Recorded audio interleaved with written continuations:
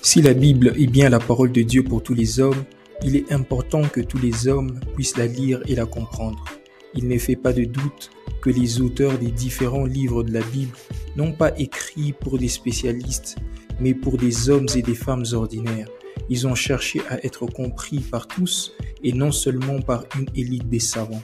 Aujourd'hui encore, l'essentiel du message biblique, la bonne nouvelle de Jésus-Christ, reste accessible à tous. Il n'est pas besoin d'avoir fait des études approfondies pour comprendre l'essentiel du message du salut que la Bible nous transmet. Salut à tous, c'est Jonathan, bienvenue sur Biblecast.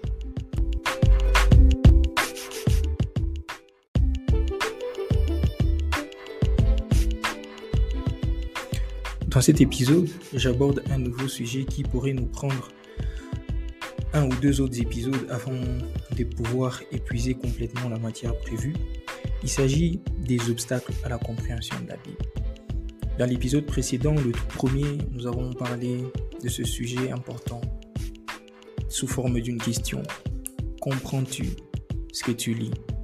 Je me rappelle avoir donné trois étapes qu'implique une bonne compréhension de la Bible.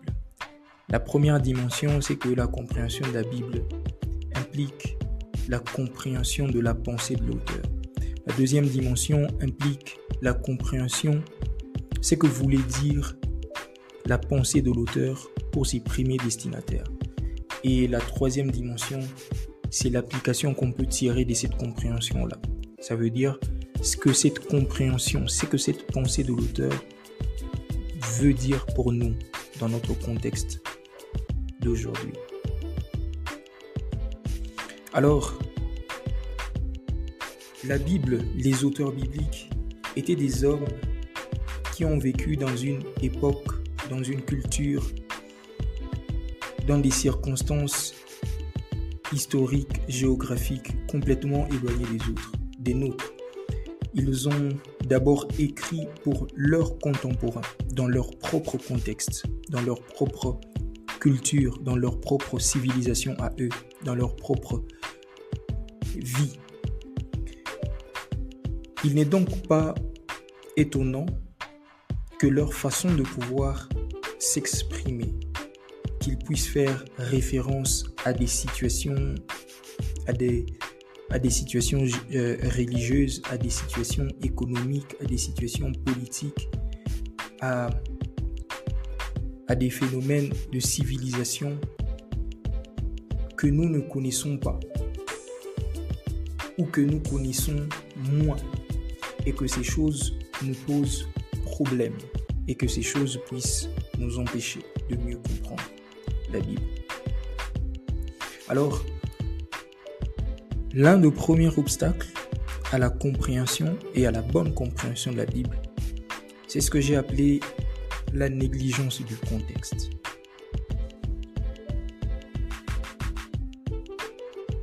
J'avais prévu d'aborder deux obstacles dans cet épisode, mais pour ne pas avoir un podcast assez long, nous allons aborder juste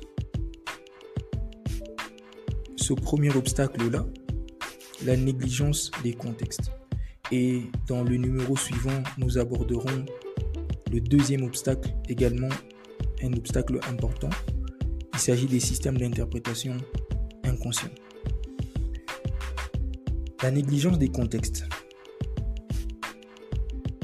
Comme je l'ai dit de prime abord, c'est que les auteurs bibliques ont écrit dans un contexte historico-géographico-religieux, dans un contexte de civilisation complètement différent du nôtre. Parce que la vie à l'époque des auteurs est complètement différente de nous. La plupart des livres de la Bible il y a pratiquement 20 à 35 siècles qui nous séparent de cela. Essayez d'imaginer la distance de civilisation qu'on peut avoir.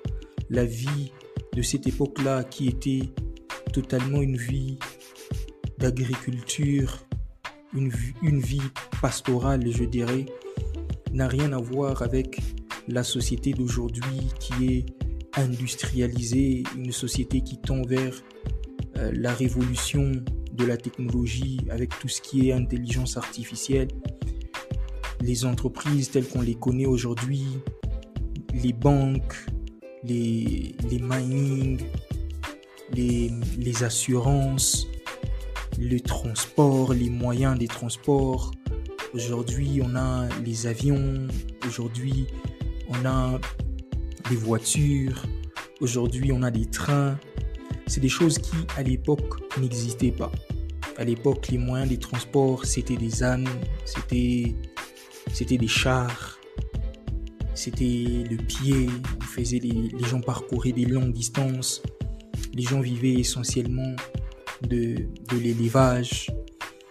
Et donc, nous sommes là dans deux contextes de vie complètement opposés, complètement aux antipodes.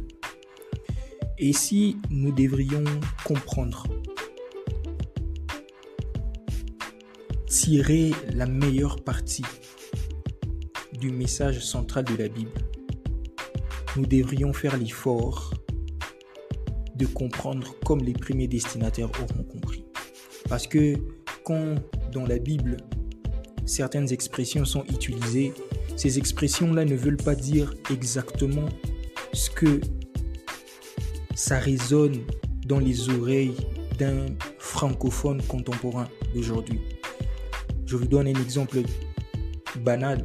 Parce que si je prends une phrase aujourd'hui, dans le contexte d'aujourd'hui, je prends une phrase simple. Les syndicalistes, les représentants syndicaux d'une entreprise ont fait de réclamations, par exemple, autour de leur assiette salariale. Cette phrase-là, pour vous, elle est simple à comprendre, elle est claire, elle est limpide. Mais quand on rentre 20 siècles en arrière, les gens de l'époque n'auront rien compris. Rien du tout. Parce qu'à l'époque, il n'y a pas d'entreprise, il n'y a pas de syndicat, ils ne savent même pas c'est quoi une assiette salariale.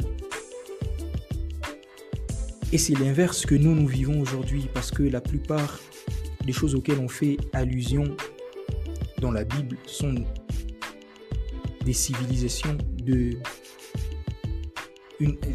c'est un contexte de vie, de société qui ne ressemble pas à aujourd'hui. Et le piège, c'est de vouloir comprendre ce qui est dit dans le contexte de civilisation éloignée de nous, comme si c'était dit dans notre époque d'aujourd'hui. C'est là le piège qu'il y a dans la négligence des contextes. Alors quand je parle de contexte, vous devriez comprendre 3 choses. La première des choses, c'est ce que j'appelle le contexte historico-géographique. Dans la plupart des textes bibliques, dans de nombreux passages de la Bible évoque des événements historiques. On parle du roi Nebuchadnezzar, on parle du roi Sankérib, on parle du roi David, on parle de Moïse. C'est des faits relatés par la Bible, mais qui sont d'abord des faits historiques. Moi, j'ai étudié en l'histoire de Moïse, l'histoire de l'hébreu en 3e secondaire. J'ai étudié le roi Nabuchodonosor. C'est des phénomènes c'est des choses qui sont historiques. C'est des vécus, c'est un vécu. Il y a de l'histoire derrière. Parce qu'on doit tenir compte de ces faits-là historiques. Au-delà de l'information que la Bible nous produit, l'histoire que je peux appeler entre griffes profane apporte également des informations qui pourront être essentielles à notre compréhension du message de la Bible. Ça, c'est la première des choses qu'il faut considérer. Le contexte historique. Deuxièmement, c'est que la Bible contient également un très grand nombre de passages qui font allusion à des coutumes, à une vie en société, à des situations politiques ou économiques que nous ne pouvons pas deviner. Quand on lit les évangiles, par exemple, on parle des pharisiens, on parle de sadducéens, on parle des zélotes, on parle des péagers ou des collecteurs d'impôts, on parle de situations politiques où les Juifs étaient dans une situation d'occupation par des Romains, par exemple. Ça, c'est des choses que l'on doit considérer si on veut comprendre certains textes qui font allusion à ces situations, à ces groupes sociaux. Parce que si vous voulez comprendre pourquoi Jésus s'acharne autant dans ses paroles, dans ses paraboles, quand il donne l'enseignement aux disciples, pourquoi il s'acharne autant sur les pharisiens? Vous devrez comprendre, vous devrez chercher à savoir c'est quoi le pharisien, c'est quoi le mouvement des pharisiens, c'est quoi les choses en quoi les pharisiens croient, c'est quoi un zélote, c'est quoi un sadducéen, quelles sont les choses dans lesquelles les sadducéens croient. Il ne suffit pas que de lire, faites attention au levain des pharisiens. Ça veut dire quoi, levain des pharisiens?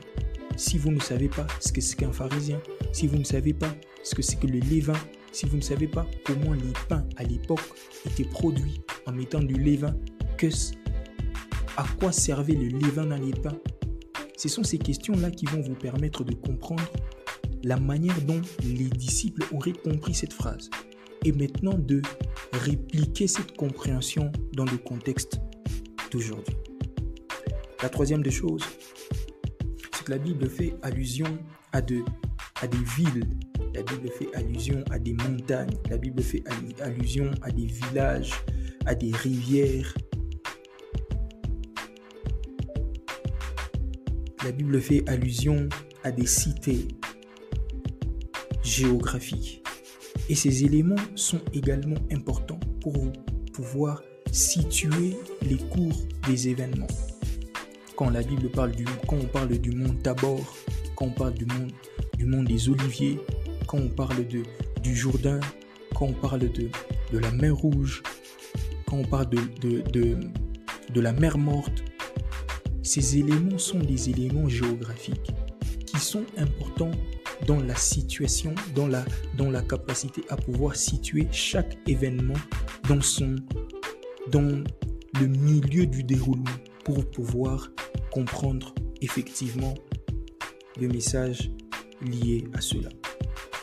Ce sont là les trois choses à comprendre dans le contexte historico-géographique. Donc d'abord, comprendre l'histoire derrière les événements bibliques. Ensuite, comprendre les coutumes, les groupes sociaux, les situations politiques, l'économie de l'époque. Comment était l'économie de l'époque? Comprendre les villes, les cités, les villages, ainsi de suite. La deuxième des choses, c'est ce que j'ai appelé le contexte culturel. Le monde des hommes de la Bible était très différent du nôtre. La civilisation était pastorale, je l'ai dit, et agricole. D'autrefois, elle n'a pas grand-chose de commun avec le monde d'aujourd'hui. Le monde d'autrefois, rien de commun avec le monde d'aujourd'hui. Aujourd'hui, nous sommes à l'époque du numérique, à l'époque de l'industrialisation, à l'époque de la mécanique. Tout est mécanisé, tout est industrialisé. Mais la civilisation de l'époque n'avait rien à voir d'aujourd'hui. Et donc, il est important de pouvoir remettre chaque parole de la Bible dans son contexte de civilisation. Quand on parle de téraphim, par exemple, dans Genèse 31, ça veut dire quoi les téraphim? C'était quoi la coutume, par exemple, la coutume du rachat ou le droit de rachat? Quand vous lisez Ruth, on dit que Boaz avait le droit de rachat. Ça veut dire quoi ça? La culture liée au mariage, comment les gens se mariaient à l'époque. Quand vous comprenez, vous allez comprendre la pensée de Dieu derrière le mariage. Mais Si vous essayez juste de comprendre les messages du mariage que la Bible donne dans le contexte d'aujourd'hui, nous biaisons la pensée de Dieu par rapport au mariage. Et ça, c'est important de connaître le contexte culturel. Et la dernière des choses, pour ne pas faire un podcast assez long, c'est ce que j'appelle le contexte textuel. Et dans les contextes textuels, on doit retenir 3 choses. La première des choses, c'est ce que j'appelle le vocabulaire. Parce que dans l'interprétation des langues, rien à voir d'abord avec, que ce soit les langues anciennes, rien à voir avec l'hébreu, l'araméen ou les grecs, les 3 langues dans lesquelles la Bible a été écrite. Mais des langues d'aujourd'hui, nous sommes tous conscients qu'il n'y a pas d'exacte correspondance de tous les mots qui existent dans une langue vers une autre. Il y a toujours des à peu près. Un seul terme peut vouloir dire plusieurs autres choses dans une autre langue. Une seule citation peut avoir plusieurs sens dans une autre langue. Et donc, il est important, si on veut mieux comprendre le message de la Bible, de pouvoir chercher à comprendre les sens, le véritable sens des mots, le vocabulaire attaché aux mots. Il est important de comprendre les vocabulaires des mots. Quand on parle de la repentance, ça veut dire quoi? Quand la Bible parle de repentance, ce n'est pas repentance ce que nous comprenons de la repentance aujourd'hui. Il ne faudrait pas qu'on l'ignore. La Bible parle de repentance dans le contexte de l'époque. Et la langue qui est utilisée, c'est une langue qui n'a rien à voir avec le français d'aujourd'hui. Donc la définition que le dictionnaire français donne au mot repentance n'est pas forcément la même définition qui a résonné dans les oreilles des personnes qui ont entendu Jean-Baptiste parler dans Matthieu chapitre 3, le verset 8. Et donc c'est important de pouvoir comprendre les mots dans leur contexte, comprendre les mots dans les contextes de l'époque, les sens des mots, les sens des phrases. Deuxième chose, c'est la structure grammaticale. Nous savons tous que chaque langue a une structure grammaticale propre à elle. En français, la structure phraséologique, c'est que vous avez un sujet, vous avez un verbe qui définit l'action et vous avez un complément qui définit la manière dont l'action se pose. Mais ce n'est pas la même chose en hébreu, par exemple, ou en grec. Et donc, la structure grammaticale est aussi importante. Par exemple, le temps. En hébreu, il n'y a pas le temps comme nous le connaissons en français, le passé, le présent et le futur. Ils n'ont pas le même temps. Ce qui veut dire que certains temps que nous avons dans notre Bible en français, c'est juste une manière de pouvoir faire comprendre ce que l'auteur voulait dire. Et donc, c'est pourquoi c'est important de faire attention à ces choses-là. La structure grammaticale, les phrases, par exemple. Et la dernière des choses, ce sont les genres littéraires. Dans la Bible, il n'y a pas qu'un seul style d'écriture. Il y a plusieurs genres littéraires dans la Bible. On a des narrations, on a les livres prophétiques, on a les lettres, on a les évangiles. Vous ne pouvez pas lire un livre prophétique comme un livre historique. Vous ne pouvez pas lire un évangile comme un livre prophétique, par exemple. Ça, c'est le contexte textuel. La dernière des choses que je peux ajouter sur le contexte textuel, c'est que en dehors des proverbes et quelquefois des psaumes, tous les autres livres de la Bible ne sont pas un ensemble de versets qui sont séparés les uns des autres. Et d'ailleurs, les versets ont été introduits pour permettre aux gens de se repérer facilement. Mais à l'époque de l'écriture, les auteurs n'écrivaient pas en termes de chapitres et de versets. Ils écrivaient leurs pensées. Ils donnaient leurs pensées. mais ce sont les hommes avec l'évolution pour permettre que les gens se retrouvent facilement. On a introduit la notion des chapitres, la notion de versets, mais à l'époque, la Bible n'a pas été écrite en versets. Et donc, quand vous lisez un verset, vous devrez comprendre le verset dans le contexte où il est donné, dans le contexte de son passage global, dans le contexte du chapitre global, dans le contexte du livre global. Vous devez les comprendre dans ce contexte-là. Vous devez également les comprendre dans le contexte global de toute la Bible. Vous ne pouvez pas tirer conclusion d'un verset et que votre conclusion puisse contredire ce que la Bible dit ailleurs, parce que la Bible ne peut se contredire. L'Esprit de Dieu ne peut se contredire.